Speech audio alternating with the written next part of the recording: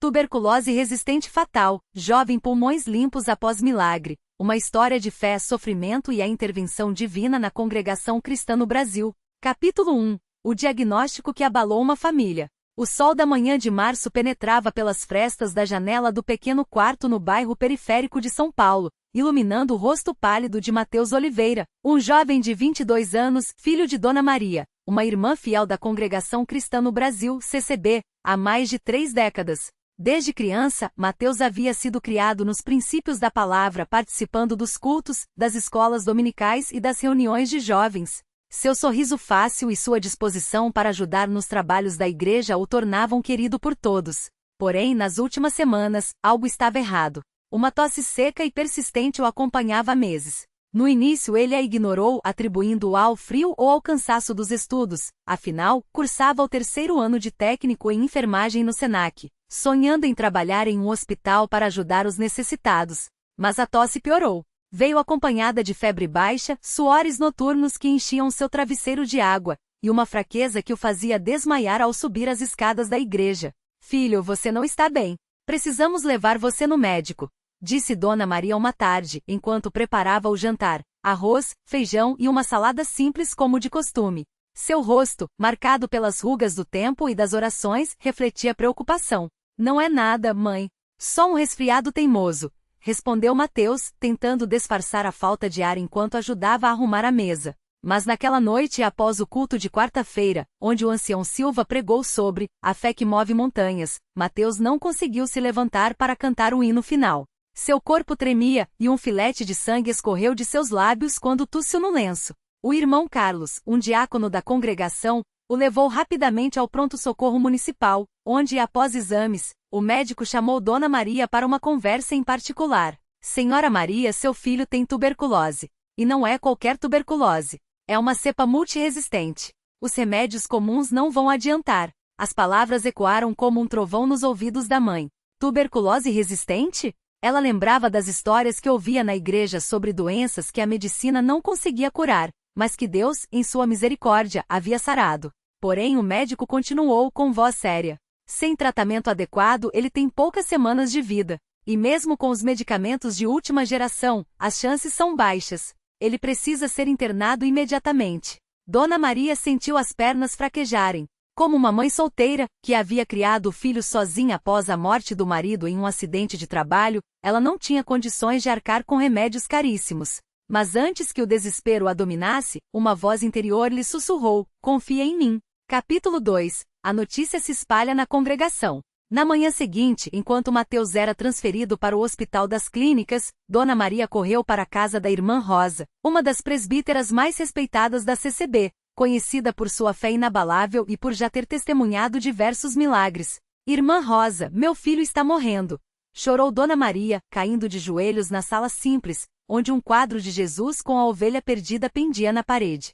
A presbítera, uma mulher de cabelos grisalhos e mãos calejadas pelo trabalho, segurou-a pelos ombros e orou em voz alta: "Pai Celestial, tu que saraste os leprosos, que ressuscitaste Lázaro, olha para este jovem. Ele é teu servo, Senhor. Não permitas que o inimigo leve sua vida. Em nome de Jesus, ordenamos a cura."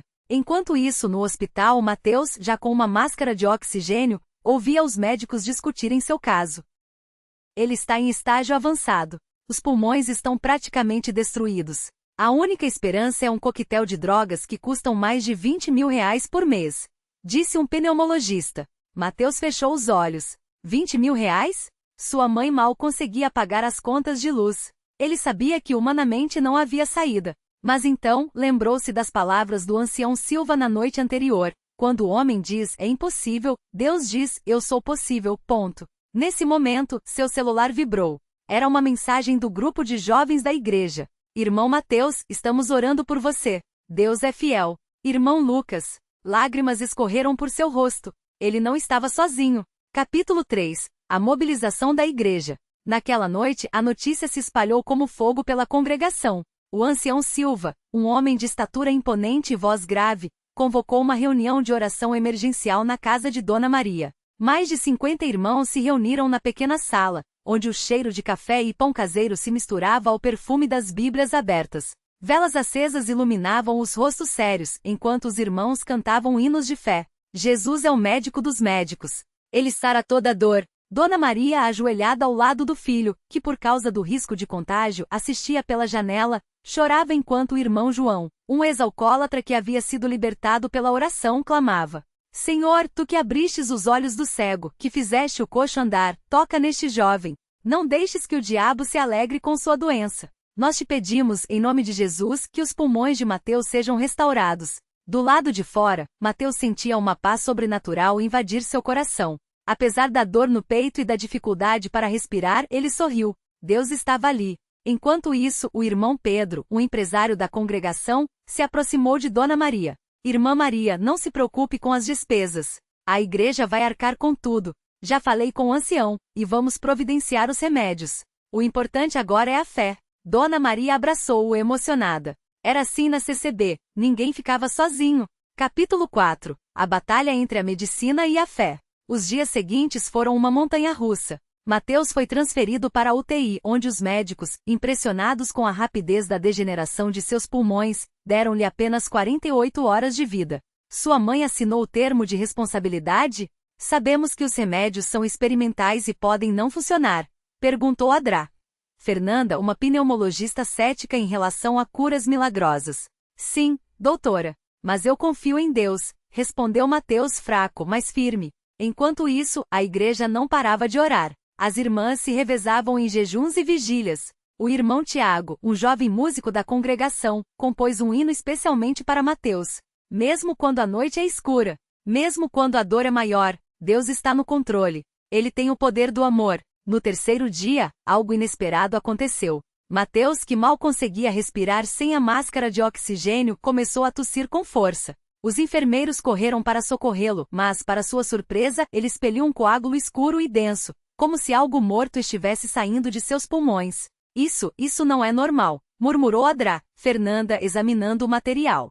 Ela pediu uma tomografia de urgência. Os resultados deixaram a equipe médica boquiaberta.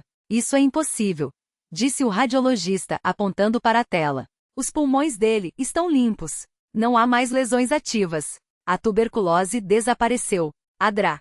Fernanda, que nunca havia presenciado algo assim, ficou em silêncio por alguns segundos. Então, olhando para Mateus, que sorria fracamente, ela sussurrou: Isso não foi a medicina. Foi algo maior. Capítulo 5. O milagre que abalou a congregação. A notícia se espalhou como um raio.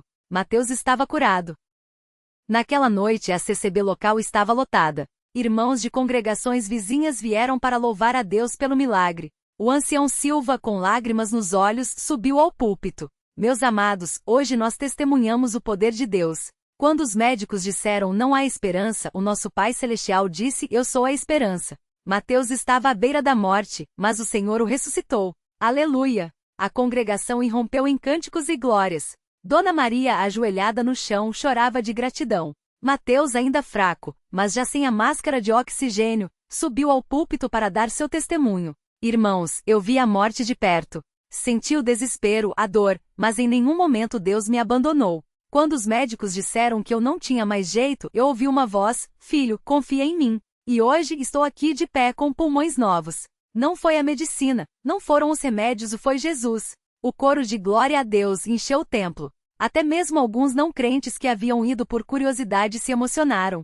Capítulo 6. A vida após o milagre. Um novo propósito. Nos meses seguintes, Mateus se recuperou completamente. Os médicos, incapazes de explicar cientificamente sua cura, o declararam um caso médico inexplicável. Isso deveria estar em revistas científicas, disse Adrá. Fernanda, agora menos cética. Mas acho que algumas coisas estão além da ciência. Mateus, porém, sabia qual era seu chamado. Ele abandonou o curso de enfermagem e se dedicou integralmente à obra de Deus. Tornou-se um evangelista jovem, viajando por diversas congregações para contar seu testemunho. Em uma de suas pregações em uma pequena cidade do interior, um homem se aproximou chorando. Irmão Mateus, meu filho tem leucemia. Os médicos disseram que não há cura. Você acha que Deus pode fazer por ele o que fez por você? Mateus colocou a mão no ombro do homem e com os olhos cheios de lágrimas respondeu: Meu irmão, se Deus curou um jovem com tuberculose resistente, que os médicos disseram ser fatal,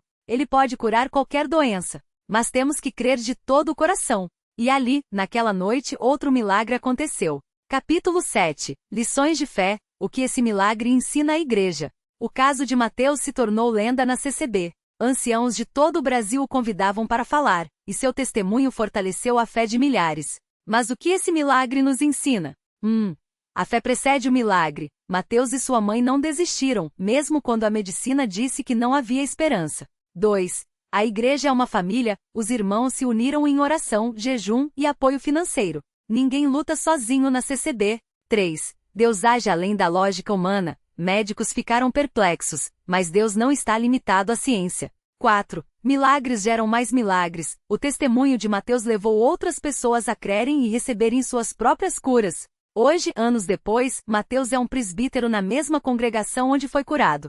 Sua história é contada para as novas gerações, como prova de que Deus ainda opera milagres nos dias de hoje. E toda vez que ele sobe ao púlpito e canta, Deus fez milagre em minha vida. Transformou minha dor em alegria. Os irmãos choram, oram e creem que se Deus fez por Mateus, Ele pode fazer por eles também. Glória a Deus! Aleluia! Fim, ou será apenas o começo de mais testemunhos? Nota: este relato é uma representação fictícia, mas baseado em inúmeros testemunhos reais de curas na congregação cristã no Brasil. A fé, a união dos irmãos e a confiança em Deus são pilares que sustentam milagres até hoje. Que este texto fortaleça sua fé e lembre que para Deus, não há impossíveis. Tuberculose resistente fatal, jovem pulmões limpos após milagre. Uma história de fé, dor e a glória de Deus na congregação cristã no Brasil. O desespero que precedeu o milagre.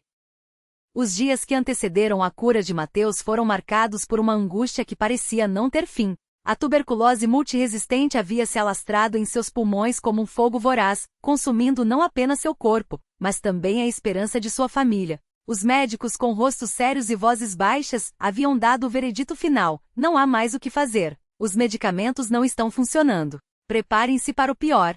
Sua mãe, Dona Maria, uma mulher de fé inabalável, mas com o coração partido, passava noites em claro, ajoelhada ao lado da cama do filho, orando em línguas desconhecidas, enquanto as lágrimas escorriam por seu rosto enrugado. Senhor, eu não posso perder meu filho, suplicava ela com as mãos trêmulas apertando a Bíblia desgastada pelo uso. Mateus, por sua vez, sentia o peso da morte pairando sobre ele. Cada respiração era uma faca cravada em seu peito. As tosses não davam trégua, e o sangue que às vezes escorria de seus lábios era um lembrete cruel de que seu tempo estava se esgotando. Mas mesmo na dor, uma centelha de fé ainda ardia em seu coração. Se Deus quiser, Ele pode me curar, repetia para si mesmo, como um mantra de esperança em meio ao desespero. A última reunião antes do milagre. Era uma quinta-feira, dia de Santa Ceia na congregação cristã no Brasil. O templo estava cheio, o coro dos irmãos ecoava pelas paredes, e o aroma do pão e do vinho simbolizando o corpo e o sangue de Cristo enchia o ar. Mateus, fraco demais para ficar em pé, foi levado por seu pai e 2 irmãos da igreja. Seu rosto estava pálido, os olhos fundos, mas seus lábios murmuravam baixinho: Senhor, eu creio. Ajuda minha incredulidade. Quando o presbítero anunciou o momento da oração pelos enfermos, um silêncio reverente tomou conta do lugar. Mãos se ergueram, vozes se uniram em súplicas. Dona Maria, com lágrimas nos olhos, se aproximou do filho e impôs as mãos sobre sua cabeça, enquanto o presbítero ungiu-o com óleo, como manda a palavra. Tiago 5:14. Irmãos, vamos clamar a Deus por Mateus. Ele está muito doente, mas nosso Deus é maior do que qualquer enfermidade, disse o presbítero, com voz firme mas emocionada. E então, a congregação inteira começou a orar. Não eram palavras bonitas ou discursos elaborados, eram gritos de fé, gemidos do espírito, clamores que vinham do mais profundo do ser. Alguns irmãos choravam, outros caíram de joelhos. O som das orações encheu o templo como um rio poderoso e Mateus, mesmo fraco, sentiu algo diferente naquele momento. Era como se uma corrente elétrica percorresse seu corpo, como se uma presença divina o envolvesse. Senhor Jesus, cura meu filho! Gritou Dona Maria com as mãos ainda sobre a cabeça do filho. E então, algo inesperado aconteceu. O milagre que ninguém esperava. No dia seguinte, Mateus acordou com uma sensação estranha. Seu peito não doía. A tosse havia desaparecido. Ele respirou fundo, e pela primeira vez em meses, o ar entrou e saiu de seus pulmões sem dor, sem esforço, sem sangue. Mãe, eu acho que estou curado, disse ele, sentando-se na cama, os olhos arregalados de surpresa. Dona Maria, que estava na cozinha preparando um chá para o filho, quase deixou cair a chaleira quando ouviu aquelas palavras. Ela correu até o quarto, colocou a mão no peito de Mateus e sentiu: nenhum chiado, nenhuma dor, nenhuma dificuldade. Glória a Deus! Aleluia! Ela gritou, caindo de joelhos ao lado da cama. O médico que o acompanhava, um homem cético e acostumado a lidar com a frieza da ciência, ficou boquiaberto quando os exames retornaram. Os pulmões de Mateus estavam completamente limpos. Não havia mais sinais de tuberculose. Não havia cicatrizes. Não havia sequer vestígios da doença que quase o havia matado. Isso não é possível, murmurou o médico, olhando os resultados com incredulidade. Para Deus tudo é possível, respondeu Mateus com um sorriso sereno. O impacto do milagre na congregação. A notícia da cura de Mateus se espalhou como fogo pela cidade. Irmãos que há muito tempo não frequentavam a igreja voltaram, movidos pela fé de que se Deus havia curado Mateus, ele poderia fazer o mesmo por eles. Reuniões de oração foram organizadas, e testemunhos de curas começaram a surgir como frutos de uma semente plantada pela fé. Uma irmã, que sofria de um tumor considerado inoperável, foi curada após ser ungida com o mesmo óleo que havia sido usado para Mateus. Um jovem que estava paralítico desde um acidente de carro se levantou de sua cadeira de rodas durante um culto, andando e louvando a Deus.